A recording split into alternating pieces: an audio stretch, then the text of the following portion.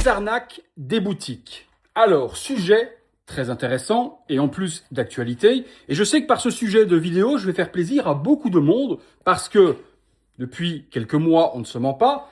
Peu importe le sujet de vidéo que je vais faire, ça revient en boucle dans les commentaires. Maintenant, je pense que certains sont complètement traumatisés par cette situation et c'est totalement légitime pour eux de vouloir s'exprimer, même quand c'est pas du tout le sujet. Aujourd'hui, concours de quéquettes.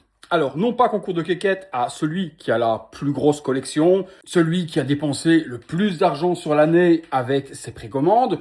Non, celui qui a perdu le plus d'argent par l'arnaque d'une boutique. Je vais également vous donner mon expérience. Depuis que je collectionne, je me suis fait arnaquer par des boutiques et par des revendeurs. Je pense que cette vidéo va être une des vidéos avec le plus de commentaires juste là en dessous. Je suis, comme à mon avis très nombreux d'entre vous, en perte sèche d'un montant avoisinant les 5000 € chez des Derive Store.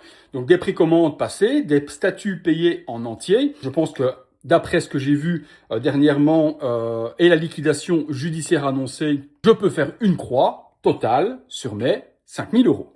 Donc autant vous dire que effectivement, ça fait très mal au portefeuille. Mais ce n'est pas mon record. Non.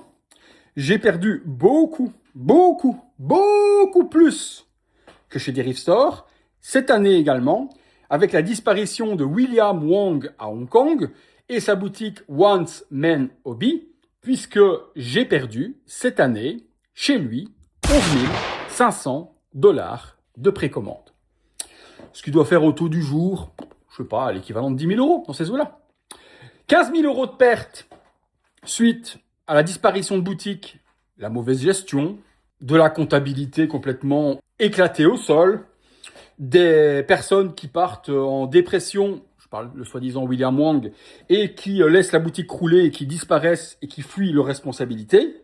Donc, faites-vous plaisir, là, on est clairement sur le sujet. Vous pouvez en commentaire me dire combien, qui, comment, pourquoi vous avez été arnaqué cette année, les années précédentes.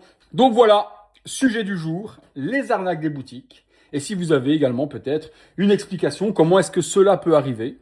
Certains disent que c'est la crise économique, d'autres disent que c'est une mauvaise gestion, d'autres disent que c'est volontaire.